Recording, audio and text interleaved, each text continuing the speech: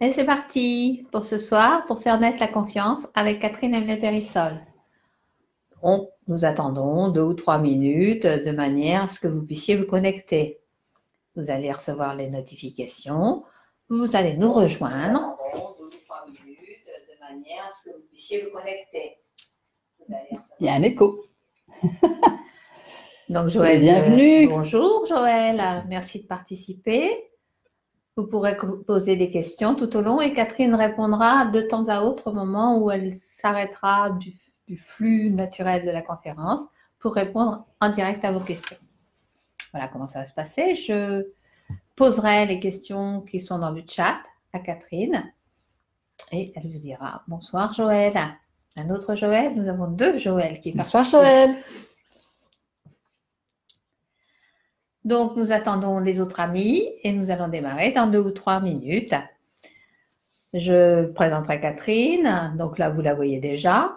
Elle est là, à côté de moi. Et puis, je tramerai, on va dire, en posant des questions qui vont aller dans le sens de ce qu'elle exprime autour de faire naître la confiance. Bonsoir Kevin, bienvenue Kevin. Bonsoir Gérald. Bonsoir, bonsoir Gérald. Il s'agit de notre Gérald, bien connu et bien aimé. Merci d'être là. Bonsoir mesdames. Bonsoir Gérald. Émotionnel est avec nous. Et donc, comme souvent sur les lives Facebook, il y a un petit temps de latence. C'est-à-dire que nous accueillons les personnes comme dans une salle de cinéma. Et vous vous asseyez, vous installez bien confortablement, vous prenez une tisane et ça va démarrer. Donc encore quelques minutes. Dites-nous, montrez-nous, et si vous voulez bien, parce que c'est intéressant de diffuser de plus en plus les connaissances sur la logique émotionnelle. Merci de partager avec vos amis, si vous le souhaitez. Maryse. Bonjour. Coucou Maryse. Maryse. C'est votre nom, Maryse?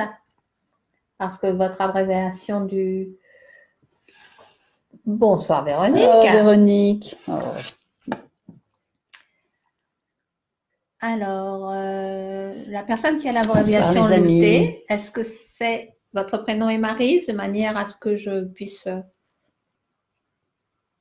si vous voulez bien me répondre. Donc, c'est les joies du direct. Catherine regarde le chat de loin.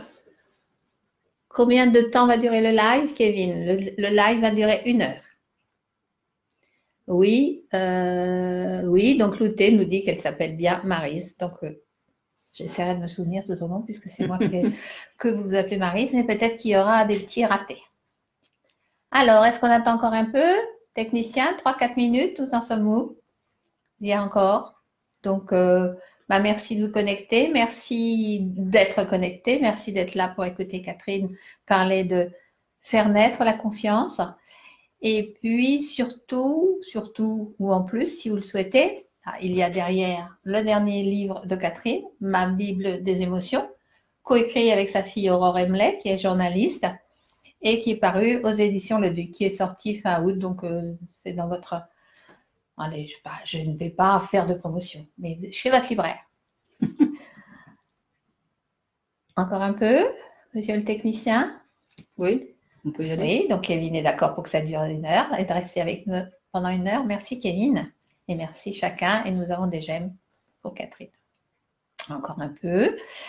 Donc, nous allons parler de faire naître la confiance. J'aurai l'occasion de le redire tout à l'heure. J'aurai l'honneur de présenter Catherine qui est à mes côtés. Catherine qui m'a formée à la logique émotionnelle il y a fort longtemps et qui continue de me former à la logique émotionnelle. Nous en reparlerons pour voir comment vous pouvez vous former vous-même à cette belle logique de vos propres émotions. Est-ce qu'il y a quelqu'un d'autre qui vient nous rejoindre?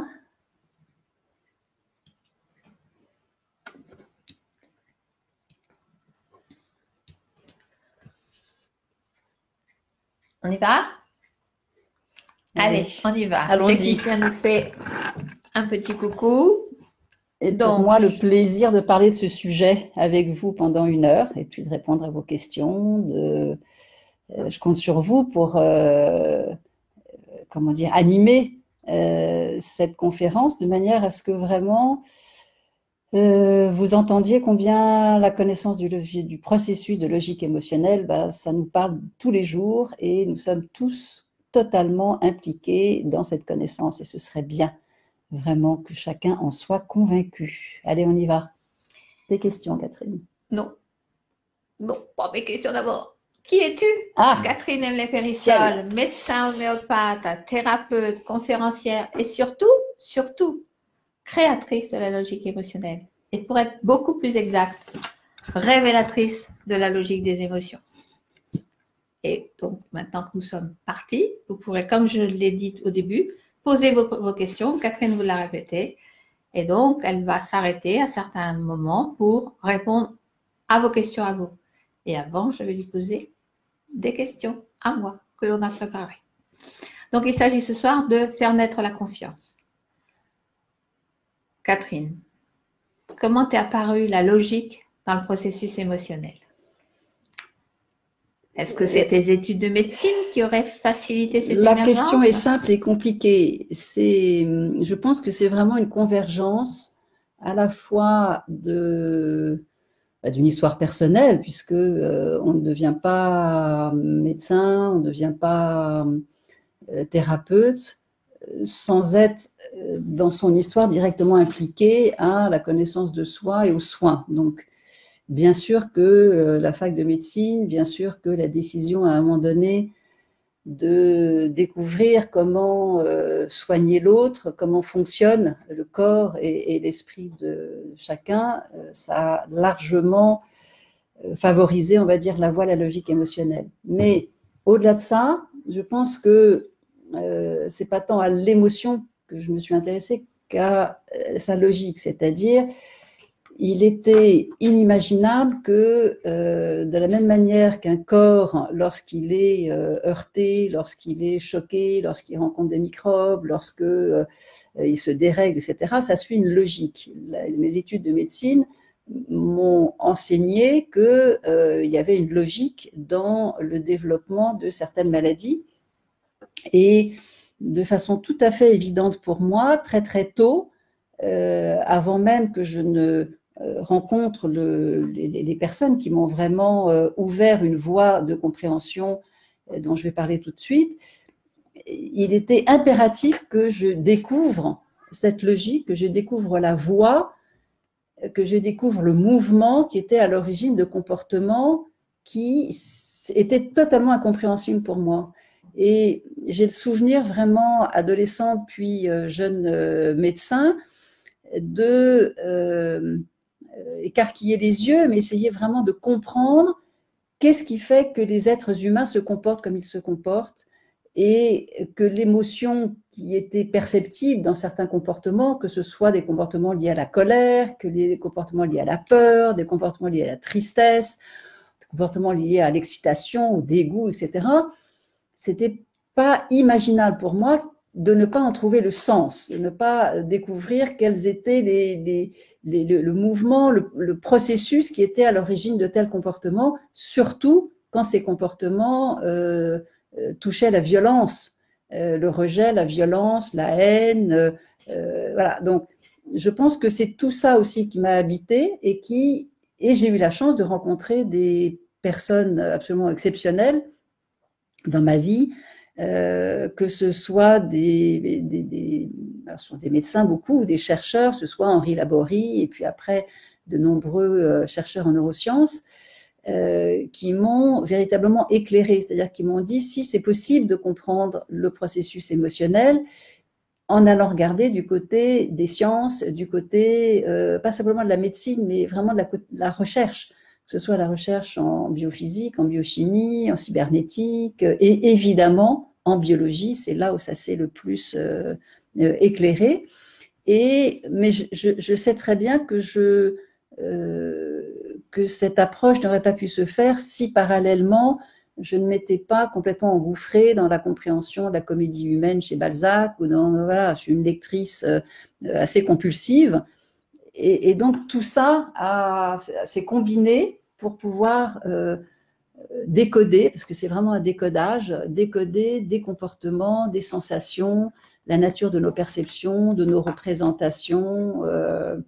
Et ça s'est fait sur le temps, c'est-à-dire que quand j'ai écrit le premier bouquin en 2002, aujourd'hui, je le valide, mais je sais aussi que la Bible, ma Bible des émotions, est un livre qui a une longue maturité de plus, qui permet d'aller beaucoup plus loin et qui est aussi le fruit d'années et d'années de thérapie, de travail thérapeutique, d'écoute thérapeutique, évidemment de formation. Voilà, donc c'est tout ça qui a éclairé mon chemin et je suis extrêmement reconnaissante à tous ceux que j'ai rencontrés qui m'ont aidé à préciser la nature de ce processus.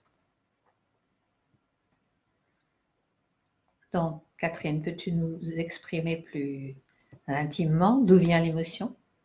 Quelle en serait la définition? L'émotion, c'est ça, c'est-à-dire que, enfin c'est ça. L'émotion, c'est un. Quand j'ai appris, moi, quand j'ai lu, quand j'ai appris, et notamment pendant mes études de médecine, à décoder, à essayer de comprendre les comportements des patients, puisque c'est comme ça qu'on les appelle, l'émotion était un terme utilisé aussi bien pour raconter les sensations et les ressentis qu'un terme pour mettre en évidence certains comportements ou pour mettre en évidence certains types de pensées ou de représentations, ou pour parler des réactions comportementales, émotionnelles, etc. Et donc, le mot émotion, c'était un mot un peu fourre-tout dans lequel on mettait énormément de, comment dirais-je, d'observations ou de concepts. Mais si nous nous en tenons processus, à l'émotion comme un processus, l'émotion c'est un mouvement. Émotion c'est motion, mouvement, et émotion c'est-à-dire c'est un mouvement ordonné. Donc c'est quelque chose qui nous met en mouvement. L'émotion c'est un processus naturel, biologique, qui est corporel et psychique et qui nous met en mouvement dans une situation qui appelle notre adaptation, notre réactivité. Et de ce fait, cette émotion, elle va colorer, donner une certaine tonalité, une certaine couleur à nos comportements, à nos actions, à nos besoins, évidemment, à nos représentations, à nos ressentis. Voilà, donc l'émotion, c'est un mouvement naturel du corps, donc de l'esprit, dans certaines situations auxquelles nous avons à nous adapter et qui est un mouvement naturel, un mouvement qui commence non pas dans le conscient et la pensée, mais qui commence dans le corps et qui commence dans la mobilité du corps pour s'adapter à certaines situations. Et donc, c'est un mouvement corporel suivi, qui se poursuit après dans le psychisme, mais qui démarre déjà dans cette impulsion à répondre à certaines situations par cette mobilité, par ce mouvement. Donc c'est très très important d'entendre que l'émotion n'est pas que ce système psychique, mais qu'au contraire, l'émotion, c'est un phénomène naturel, corporel, qui est une véritable solution du corps pour nous adapter à certaines situations. Donc la définition de l'émotion, il y a quelque chose de plus dans la logique émotionnelle par rapport à cette… Ah ben oui, il y a quelque chose de plus qui est extrêmement important, c'est que à partir de ce mouvement corporel, l'émotion se déploie dans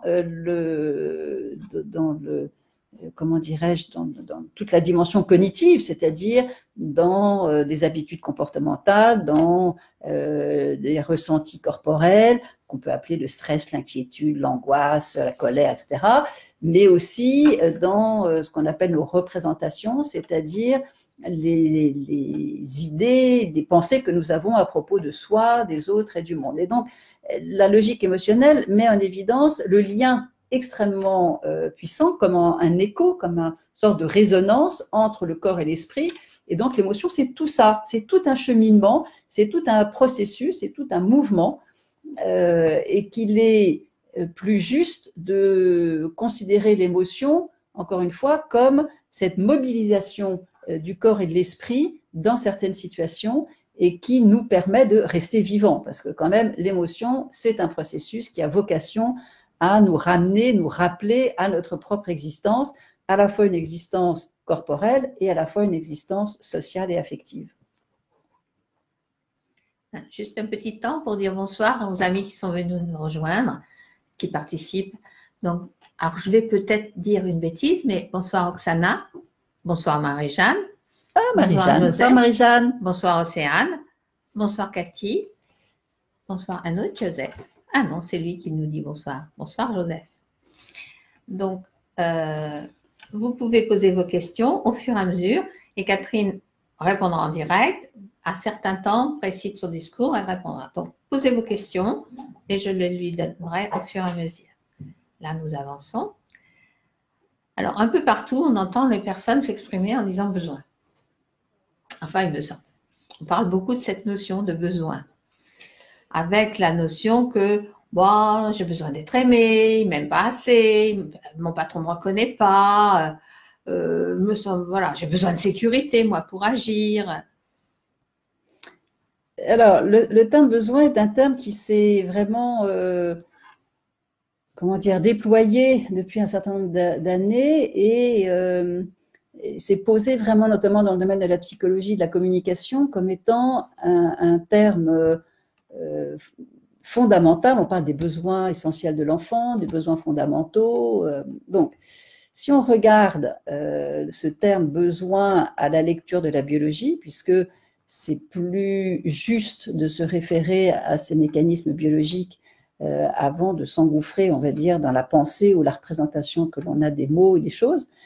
Un besoin, c'est d'abord l'élan qui imprègne, on va dire, l'ensemble de nos cellules et donc à partir de là, l'ensemble de notre système nerveux et donc l'ensemble même de tout notre être vivant et donc qui nous appelle du côté de l'existence. Cette existence est une recherche automatique, non consciente, de conserver notre équilibre, ce qu'on appelle l'homéostasie, et donc, quoi que nous fassions, quelle que soit la situation qui est autour de nous, nous sommes systématiquement appelés, voire rappelés, par notre corps et notre esprit à répondre à ce besoin d'équilibre, ce besoin d'homéostasie, ce besoin d'équilibre, ce besoin d'existence. Donc, s'il y a un seul besoin, c'est celui-là. C'est comme ça, c'est-à-dire qu'on n'a pas à faire quelque chose pour répondre à ce besoin d'existence, d'équilibre et d'homéostasie. On y est systématiquement rappelé par l'organisation même de notre système nerveux. Donc le mot qui correspond véritablement à besoin, c'est existence, équilibre, homéostasie. Et aujourd'hui, des neuroscientifiques comme Antonio Damasio, par exemple, savent très très bien nous montrer cette réalité qui nous habite et que nous aurions tout intérêt à admettre parce que nous passons notre temps à garder l'équilibre sans nous rendre compte que nous ne pouvons pas échapper à notre propre équilibre. Alors après, il y a des équilibres instables et puis des équilibres qui sont coûteux parce que la façon dont nous répondons à notre équilibre, eh bien, il peut être très défensif, autrement dit très imprégné d'émotivité. Ça, oui, mais la recherche d'équilibre se fait de façon naturelle et automatique et donc notre besoin vrai, fondamental, c'est ce besoin d'existence, d'homéostasie et d'équilibre. Et ce besoin d'homéostasie, il va se traduire, on va dire, par des besoins qui sont évidemment des besoins fondamentaux. Il y a les besoins physiologiques, ça c'est sûr, mais les besoins les plus récurrents, les plus imprégnants, on va dire, c'est les besoins de sécurité, forcément. C'est pouvoir être en sécurité, se fier. On parlait de la confiance en début, donc on va y revenir. C'est le besoin d'être quelqu'un dans mon environnement, donc un besoin d'identité sociale hein, dans la relation avec les autres. Et puis, c'est aussi ce qu'on appelle volontiers le besoin de sens, trouver du sens à sa vie et puis à l'environnement.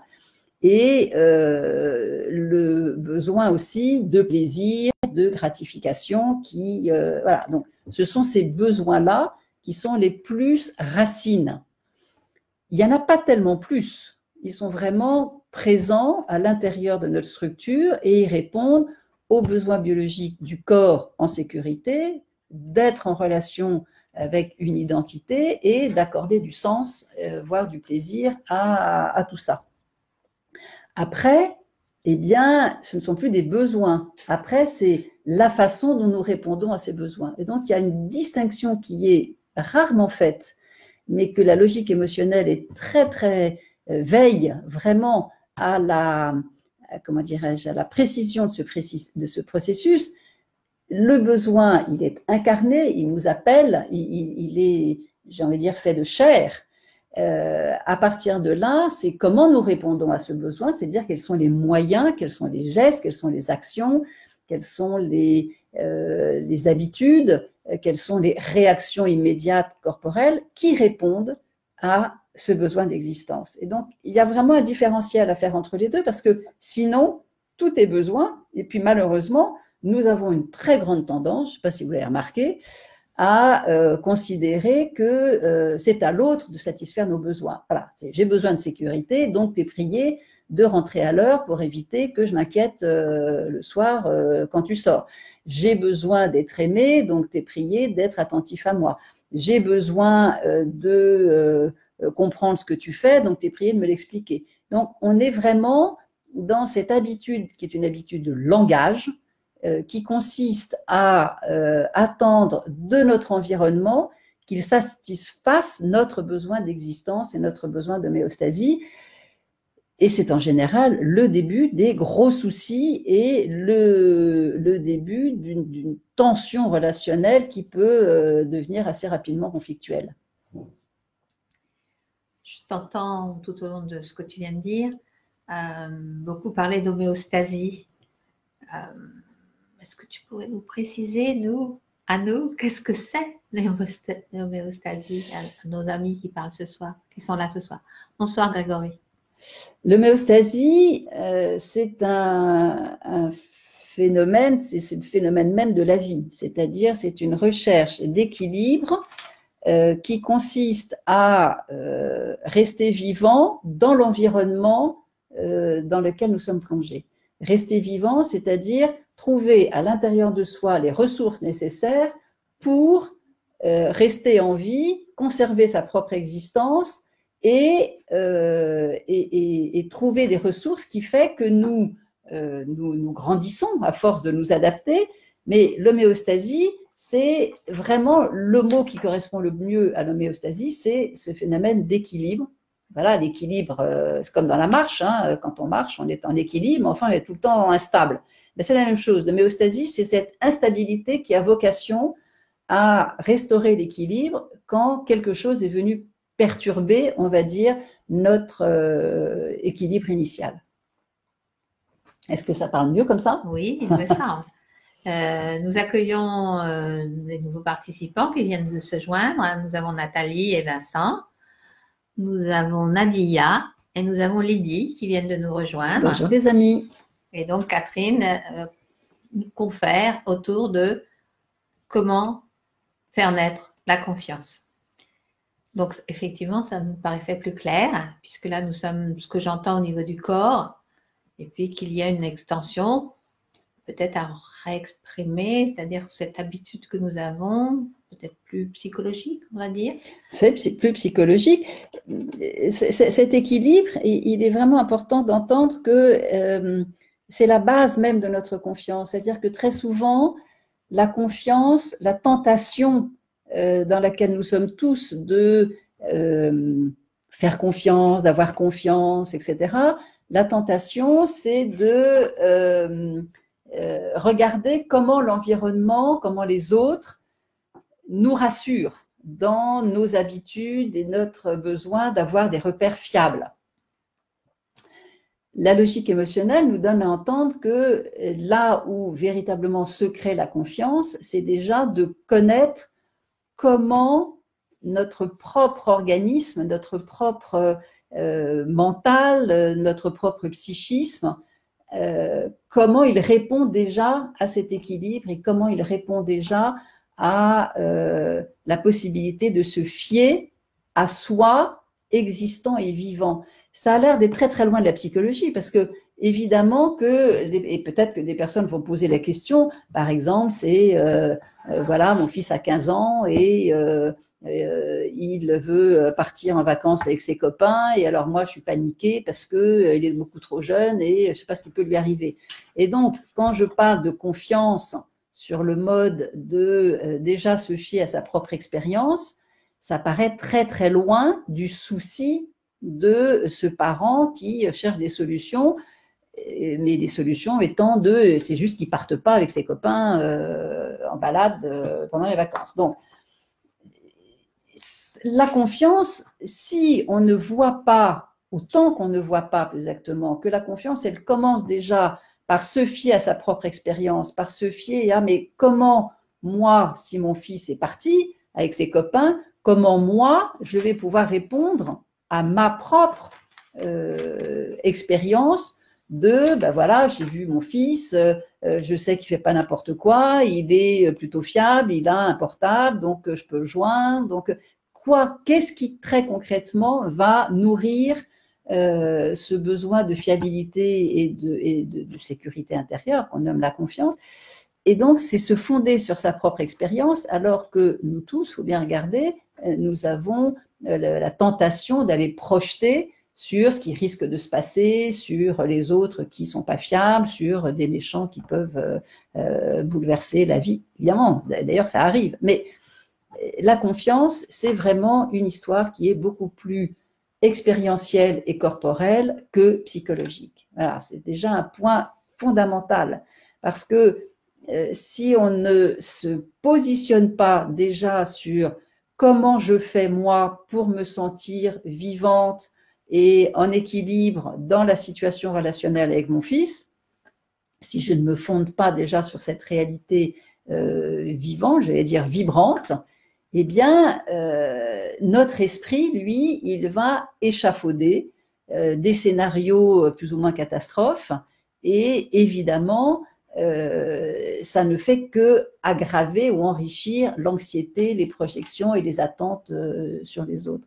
Donc, la confiance, vraiment, c'est un processus qui se construit, mais qui se construit à partir de l'expérience de chacun, que ce soit dans la relation, mais aussi dans notre façon de nous conduire nous-mêmes.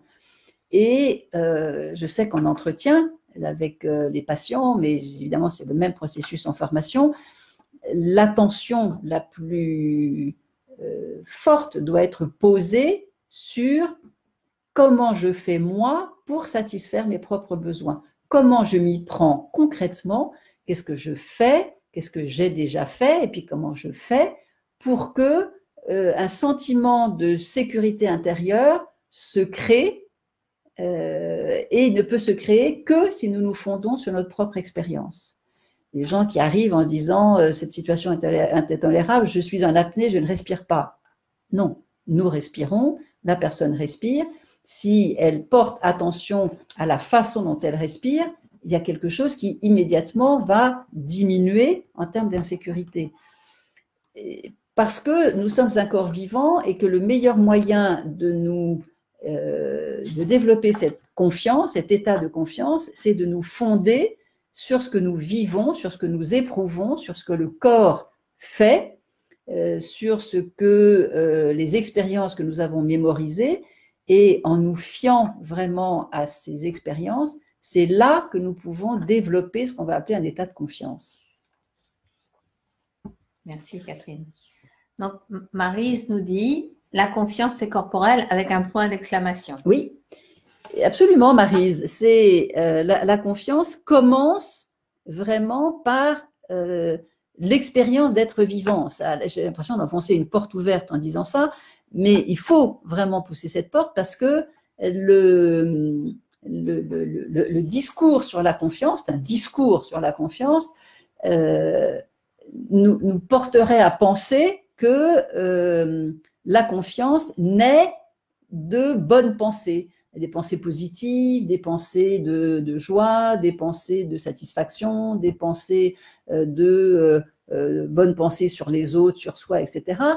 Force est de constater que ce n'est pas suffisant. J'en veux pour preuve des enfants qui ont été nourris par leurs parents de ces bonnes pensées. Tu vas y arriver, tu es bon, ne t'inquiète pas, il n'y a aucune raison de t'inquiéter, regarde, jusqu'à présent, tu as toujours bien travaillé, tu as eu des bonnes notes, etc. C'est comment tu peux stresser puisque tout va bien et tu peux avoir confiance en toi.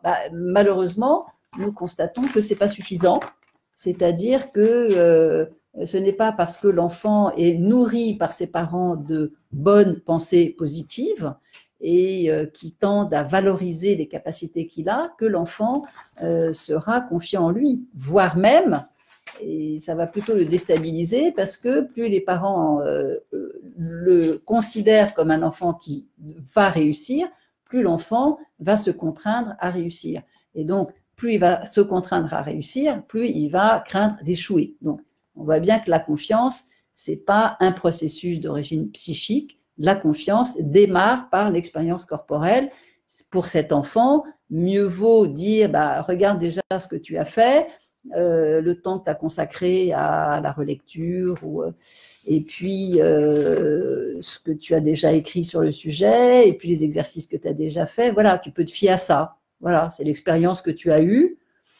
On va déjà démarrer par le début et tu peux aussi te fier à la joie que tu as eue, à un exercice que tu avais particulièrement réussi, mais aussi tu peux te fier à ta peine, voire à ta colère quand tu n'avais pas travaillé autant et que tu as eu 2 sur 20. Voilà, moi, j'ai un souvenir d'un 2 sur 20 en anglais. C'est peut-être pour ça d'ailleurs que j'utilise ce chiffre. C'était douloureux. Mais ça m'a aussi appris que ce que je faisais jusqu'à présent en anglais, ça ne devait pas être suffisant. Ça a été instructif. Donc Bernadette vient de nous rejoindre. Bonsoir Bernadette. L'idée, c'est que Catherine déroule la conférence et que tour à tour, les amis qui sont là ce soir, vous êtes entre 16 et 22 selon les moments, puissent poser vos questions et à certains moments, Catherine s'arrêtera pour y répondre. Ça permet d'entrer plus profondément dans ce qu'est la logique émotionnelle. Merci. Et merci aussi de partager auprès de vos amis de manière à ce qu'ils viennent nous rejoindre. Mais au quotidien, Catherine, en quoi cette connaissance pourrait nous aider, nous, comme un mortels, nos amis? Je pense que quand on regarde l'évolution de ce qu'on appelle le développement personnel, jusque dans le début des années 2000, la connaissance de soi a été essentiellement une connaissance psychologique. C'est-à-dire, c'est connaître comment dirais-je, son histoire, mieux voir qui étaient ses parents, mieux comprendre les traces, on va dire, voire les difficultés rencontrées. Et donc, cette approche psychologique avait vocation, cette connaissance de soi avait vocation de nous soulager, d'éclairer et de nous permettre d'aller bien. Puis on s'est rendu compte que ce n'était pas suffisant, c'est-à-dire que l'approche purement psychique, comme si nous étions quasiment sans corps, n'était pas suffisante pour permettre aux personnes de trouver une posture adéquate dans des situations qui étaient des situations de conflit, des situations d'éducation, dans le couple ou dans le cadre du travail.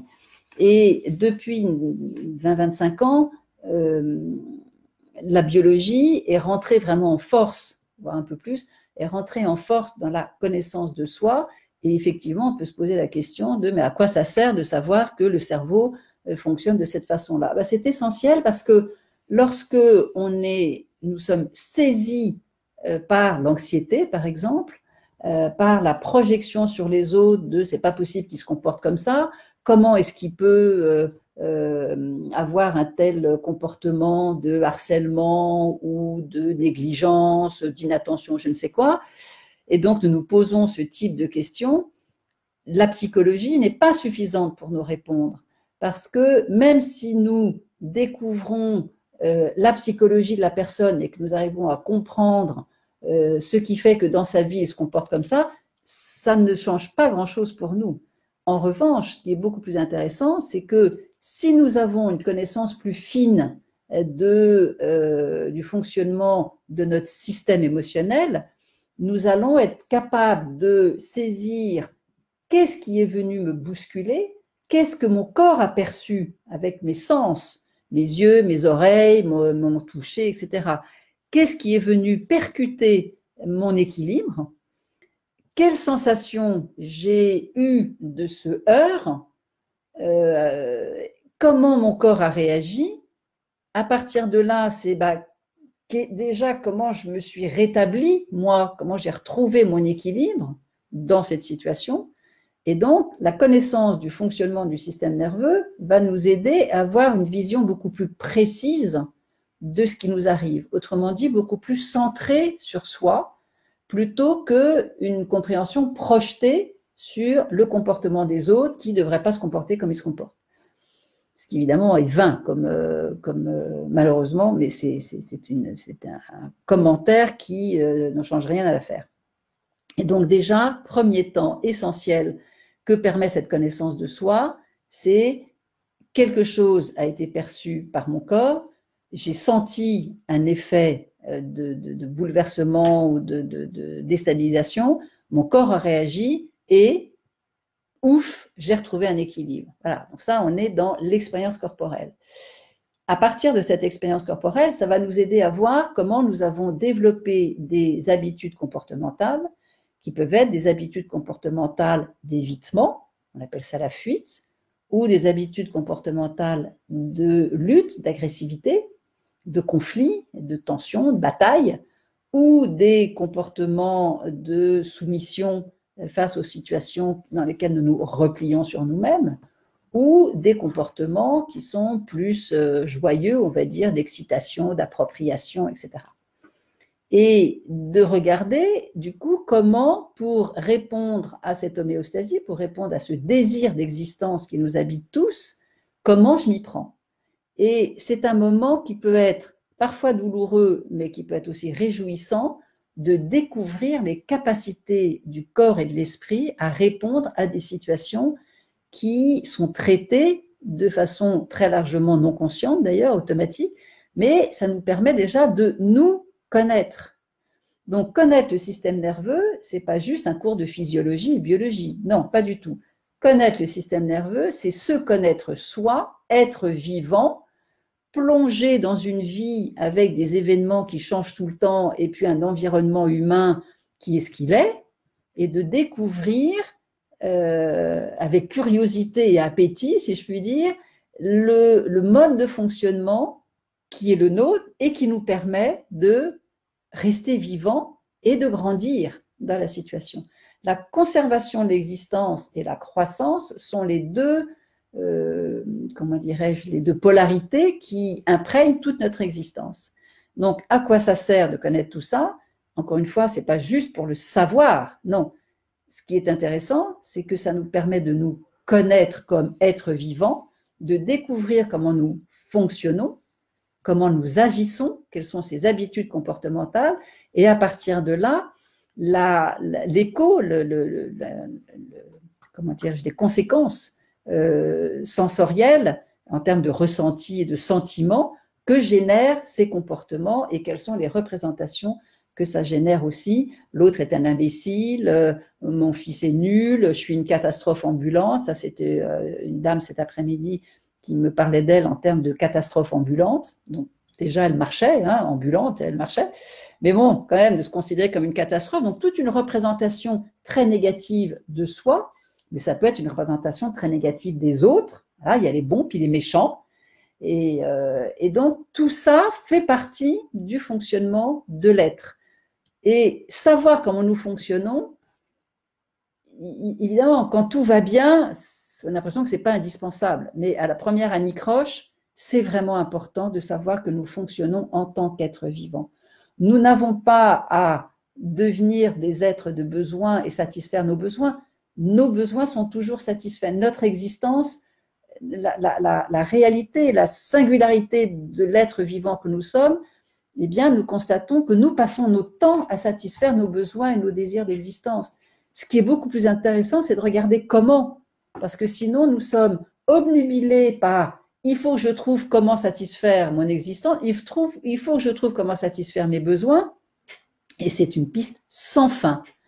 En revanche, comment je les satisfais déjà, nous ouvre un horizon et nous permet de mieux nous voir et de rentrer en, comment dirais-je, en rapport, en amitié avec soi, de ah ben déjà je fais tout ça.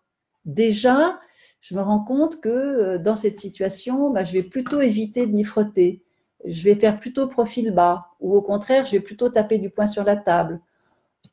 Ce sont des comportements que nous avons à nous réapproprier pour pouvoir nous connaître et donc sortir de cette, comment dirais-je, de cette confusion qui consisterait à « il faut que je sois encore meilleur que je ne suis ». On est quand même dans une culture à la performance et je tire moi très volontiers la sonnette d'alarme vis-à-vis de cette culture de la performance, de la réussite et du toujours plus au profit de la connaissance de ce qui est déjà présent et de comment nous sommes vivants.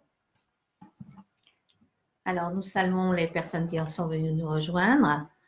Alors, nous saluons Laurence et nous saluons Michael. Et puis, il y a déjà quelques questions. Il y a Vincent qui demande « La confiance en soi relève-t-elle des mêmes mécanismes que celle que l'on a envers les autres ?» La confiance en soi relève-t-elle des mêmes mécanismes que celles que nous avons envers les autres? Tout à fait.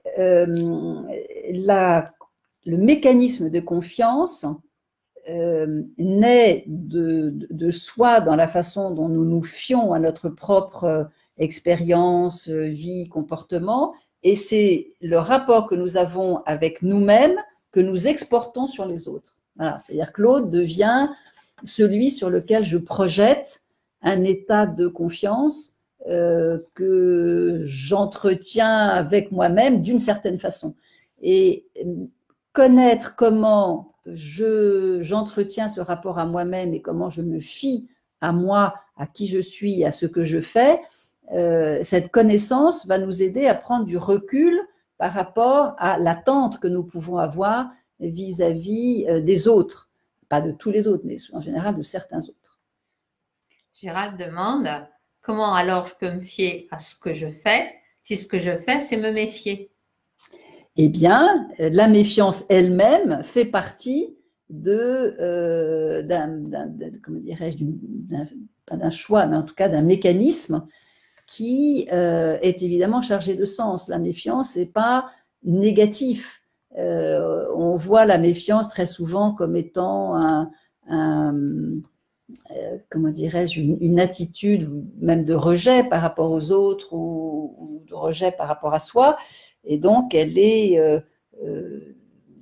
comment dirais-je, considérée comme un comportement qu'il faudrait changer. Or, le fait de se méfier, d'abord, on ne se méfie pas de tout, mais le fait, dans certaines situations, de regarder comment nous nous méfions, c'est qu'est-ce que je fais qui me fait dire que je me méfie? Est-ce que j'observe? Est-ce que je me recule? Est-ce que vous savez qu'un peu comme dans l'eau, je mets un pied pour voir si l'eau est chaude, froide, etc. Donc on pourrait dire que je me méfie un petit peu, donc on peut faire ça dans des tas de situations. Eh bien, cette attitude-là, plutôt que d'être rejetée comme étant ça devient je suis quelqu'un de méfiant, alors ça y est, l'étiquette est posée sur le front, toi t'es méfiant, toi t'es méfiante, etc. Non, c'est ce que je fais, c'est que je me méfie, mais il faut aller encore un peu plus loin, c'est qu'est-ce que je fais précisément dans cette situation-là qui me fait dire que je me méfie? Est-ce que je pose des questions? Est-ce que je continue d'observer? Est-ce que… Voilà, c'est plus nous sommes concrets sur l'acte que nous posons et sur le geste que nous faisons qui nous fait dire que nous nous méfions, mieux nous nous connaissons. Et vraiment, la connaissance de soi, la connaissance de la façon dont nous nous adaptons aux situations, c'est ça qui va nous aider, voire nous sauver, surtout dans les circonstances où l'environnement change à toute allure. Donc Marie s'étonne de ce que tu viens d'exprimer, peut-être, elle voudrait approfondir. Je suis dans une fiction lorsque je ne connais pas ma confiance. Alors, c'est super, Maryse, de parler de fiction parce que le système nerveux, dans sa partie, on va dire, plus cognitive, plus réfléchie, plus… une petite bestiole, là. Non, c'est un gemme. Ah, c'est un gemme. Ah, merci pour le gemme.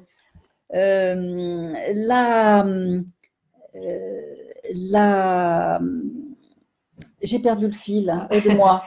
Parce qu'il était question de fiction. Oui. Alors, avec cette notion de projection. Nous savons, absolument, nous savons maintenant, les neuroscientifiques, des gens comme Stanislas Dehaene, et Lionel Nakache, etc. C'est-à-dire vraiment, et puis il y a des tas d'autres neuroscientifiques, vraiment en neurosciences dures, hein, mettent en évidence que tout le système cognitif est un système d'interprétation.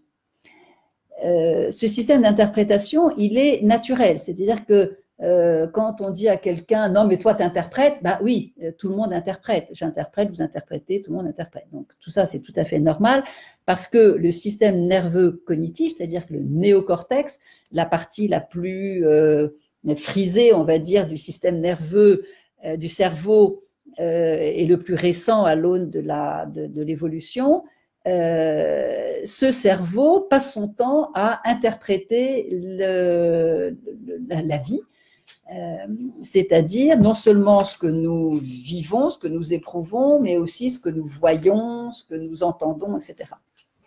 Et donc, ces neuroscientifiques n'hésitent pas à parler de fiction. Nous passons notre temps à fictionner, nous passons notre temps à interpréter, nous passons notre temps à décrire une réalité. Et le problème n'est pas que nous opérons de cette façon-là. Le problème, c'est de ne pas le savoir, et donc de penser que ce que nous décrivons de la réalité, c'est la réalité. Non, ce que nous décrivons de la réalité, c'est une description. La réalité, elle se vit. À partir de là, nous pouvons en faire une description. Donc, il y a un langage. Donc, nous allons utiliser un langage qui va décrire le mieux possible ce que nous vivons, ce que nous éprouvons, et nous allons le projeter sur les autres. Tout ça relève d'une forme de fiction. Tout ça est proche de systèmes de croyances, de systèmes de valeurs et de systèmes d'interprétation. Et c'est normal. Donc, nous n'avons pas à nous en vouloir, et nous avons encore moins à en vouloir aux autres, d'avoir et d'être imprégné de ce système d'interprétation. Donc oui, quand nous parlons de confiance, d'une confiance qui serait essentiellement représentée et élaborée, eh bien, nous sommes dans la fiction. Et la preuve en est, c'est que moi, quand j'entends quelqu'un dire que non, mais moi, quand je rencontre quelqu'un, la première chose, moi, c'est un élan naturel, tout de suite, j'ai 100% confiance. Je suis extrêmement dubitative parce que je ne sais même pas ce que ça veut dire que d'être 100% confiante. Et très souvent, cette phrase-là précède le « non mais il m'a énormément déçu, elle m'a énormément déçu, maintenant je ne lui fais plus confiance ». Alors elle est passée de 100% à 0%.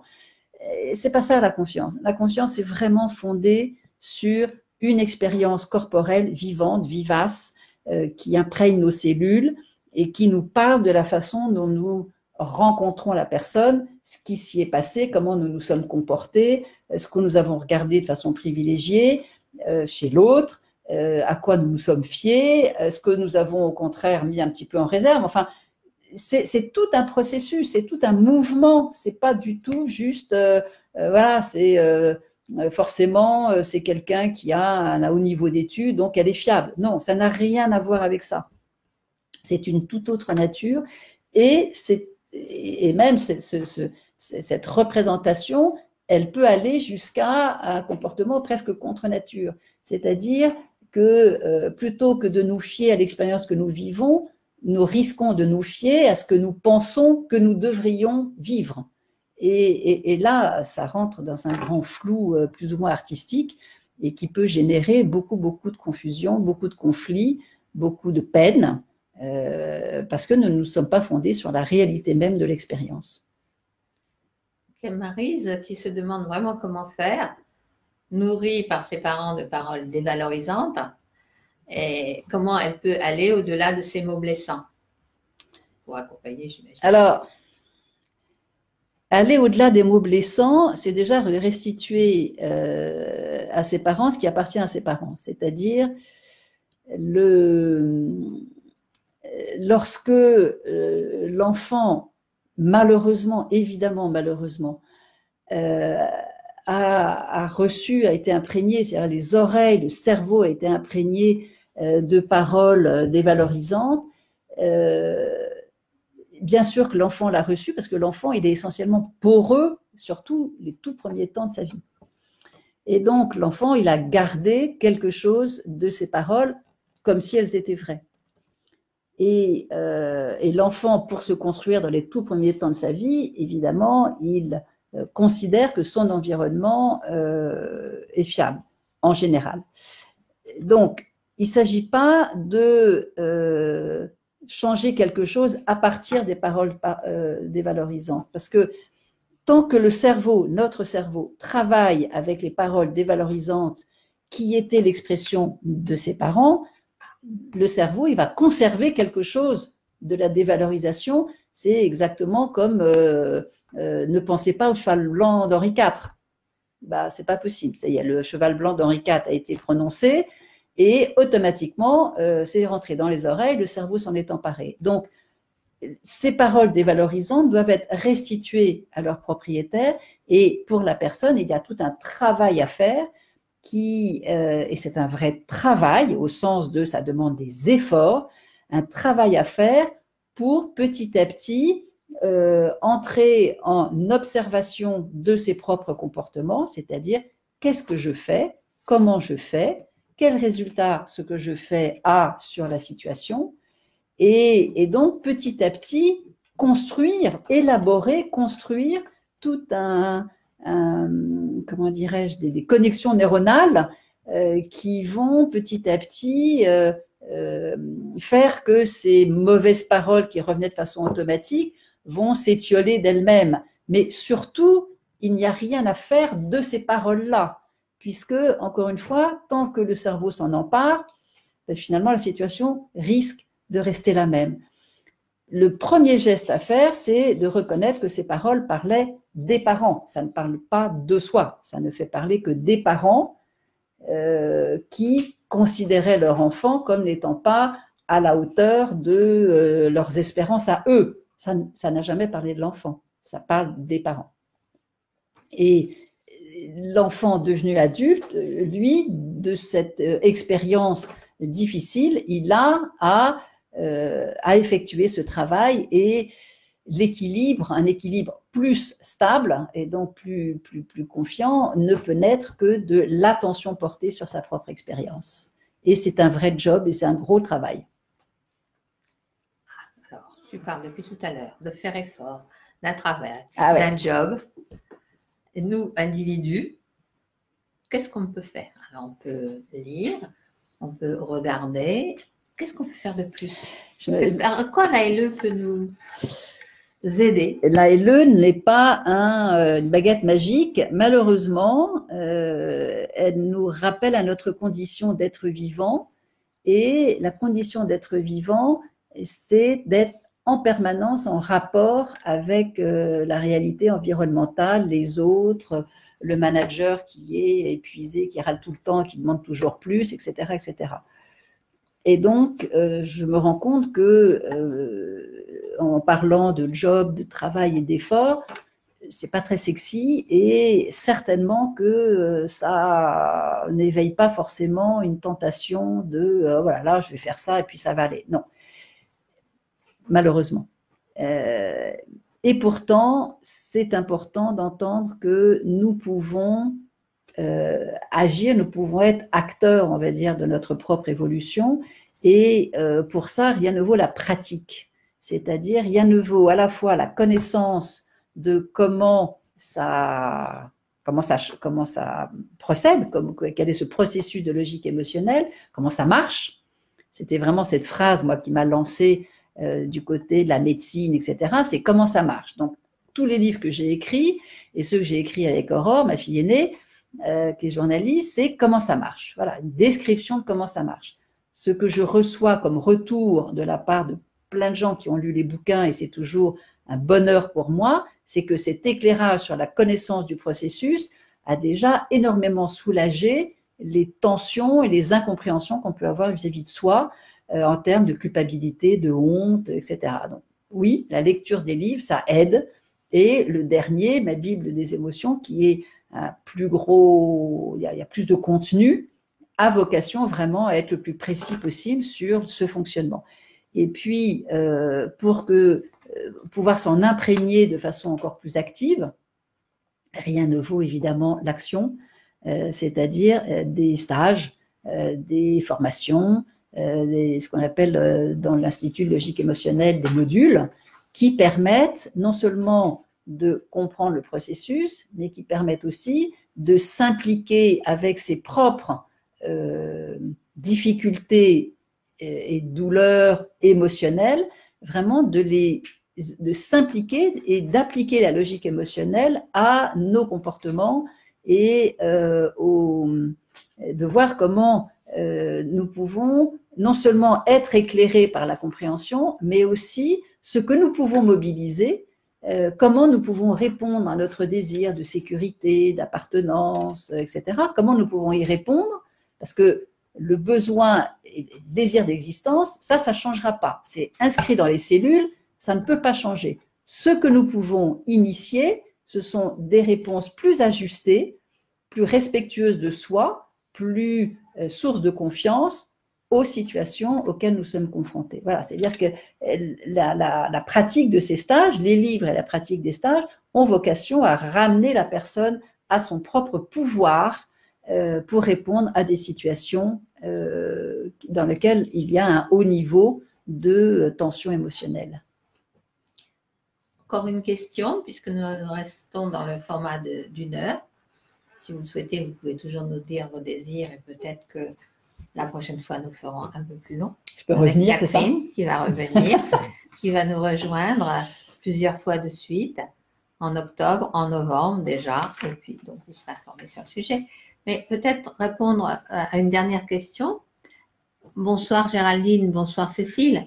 Vous pourrez bien sûr regarder l'ensemble de cette conférence en replay, puisqu'il y aura un replay. Donc Véronique se dit, si je me méfie des autres parce que j'ai été trahie, que j'ai vécu une expérience douloureuse, et je vois maintenant précisément, j'anticipe, comment puis-je renouer avec la confiance ? C'est Géraldine, c'est ça ? Non, Véronique. C'est Véronique.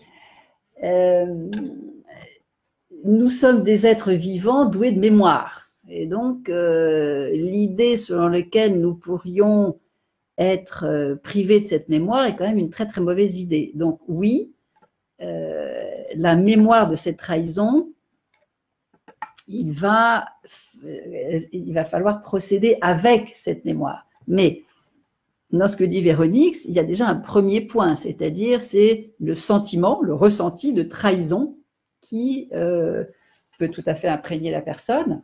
Et voilà, c'est un ressenti. Ce ressenti-là, ce ressenti de trahison, ce ressenti de douleur, hein, et la trahison, ça peut vraiment être vécu sur un mode de grande souffrance. Ce ressenti de trahison, il va, justement, pour arriver à renouer avec confiance, il va falloir que nous regardions comment nous-mêmes, quels comportements nous avons eus, quelles étaient nos attentes, quelles ont été nos attitudes, qui nous étions, qu'avons-nous fait, qu'avons-nous donné dans la relation dans laquelle nous considérons que nous avons été trahis, soit parce que nous étions enfants, mais aussi peut-être plus tard. Et donc, la logique émotionnelle nous ramène régulièrement à prendre notre part à nous, même quand nous étions enfants. Un enfant, ça attend naturellement d'être secouru, d'être soutenu, etc. Et donc, c'est plus l'enfant attend, plus le comportement du parent, par exemple, peut être source de déstabilisation puisque l'attente a été trahie en quelque sorte. Ce qui va nous aider, c'est déjà de réaliser que c'est nous qui attendons. Il est extrêmement important de redevenir acteur de sa propre expérience. Si nous nous, entre guillemets, contentons de dire c'est l'autre qui m'a trahi, donc comment est-ce que je peux retrouver la confiance si l'autre m'a trahi, c'est insuffisant. C'est l'autre a eu le comportement qu'il a eu, mais moi, quel comportement j'ai eu dans la situation que j'évoque. Et c'est cette reconnexion à soi-même, c'est-à-dire le fait de pouvoir se fier à soi dans le comportement que nous avons eu dans la situation, qui va nous aider à créer une forme de confiance qui, évidemment, va intégrer le comportement de l'autre, puisque le comportement de l'autre, il existe, hein, donc ce n'est pas la peine de se leurrer et de se raconter autre chose, mais qui fait que la trahison ne sera plus uniquement un point d'appui qu'il faudrait éliminer avec l'idée du pardon ou je ne sais quoi. Non, c'est la trahison de l'autre, en tout cas le sentiment que l'autre nous a trahi, en nous ramenant à nous-mêmes et en nous ramenant à notre propre expérience, y compris l'expérience corporelle, y compris l'expérience vraiment du corps. C'est ça qui va nous aider à nous reconnecter, à nous connecter avec notre existence et donc à nous relier, à refaire confiance, à nous refaire confiance, à nous être vivants, corporels et psychiques, et nous aider à créer une forme de relation qui sera nouvelle et qui tiendra compte de l'ensemble de ces événements. J'ai l'impression que j'ai été très longue pour l'expliquer, mais c'est vraiment pour donner à entendre que le jugement porté sur l'autre, qui est de l'autre m'a trahi, n'est qu'une partie de l'équation. Ça fait partie de l'équation, mais ce n'est qu'une partie de l'équation. D'où l'importance d'élargir notre vision et de l'élargir du côté de nos propres comportements à nous, de nos actions, de nos habitudes, etc. Parce que s'il n'y a pas cette part de l'équation, ben c'est comme si de marcher sur une jambe, on n'avance pas beaucoup. Hein. Merci Catherine. Donc, ce que nous pouvons vous proposer, c'est soit travailler en direct avec une personne, ce qu'on appelle un coaching ou en thérapie, mais aussi aller vers des modules. Et il y en a plusieurs que nous pouvons vous proposer. Il y en a un qu'on appelle fondamental, c'est-à-dire que c'est émotion quand c'est plus fort que moi. Il est en novembre, vous allez le retrouver sur la page, un petit peu plus bas quand nous vous enfermez. Et il y a quelque chose aussi un peu préalable, puisque c'est le 19 et 20 octobre, et c'est ce qui préoccupe certaines personnes qui m'en ont parlé en aparté avant cette conférence, c'est mais qu'est-ce que l'émotion et qu'est-ce qui se passe au cœur d'un couple? Et puis après, il y a aussi tout un module autour de qu'est-ce que l'éducation vue sous l'angle de la logique émotionnelle, c'est-à-dire élever et éduquer. C'est ça, c'est-à-dire que la compréhension du processus émotionnel éclaire énormément ce qui se joue à l'intérieur d'un couple, puisque ce qui se joue, c'est la projection sur l'autre d'une attente qui parle de soi et déjà de comment nous sommes en rapport avec nous-mêmes. Donc, avant d'être en rapport avec l'autre, c'est déjà d'éclairer comment la logique émotionnelle nous permet de voir comment nous sommes en rapport avec nous.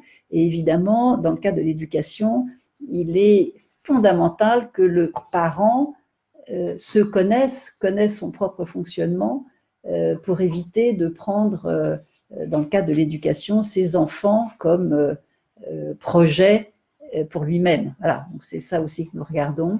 Et c'est 2 jours à chaque fois, et c'est très très riche. Donc vraiment une proposition de nous rejoindre, où moi j'avais coanime ces stages avec Sylvie Alexandre, nous rejoindre pour découvrir vraiment en situation comment cette approche peut nous aider à être plus juste avec soi évidemment, et donc plus juste dans la relation avec les autres.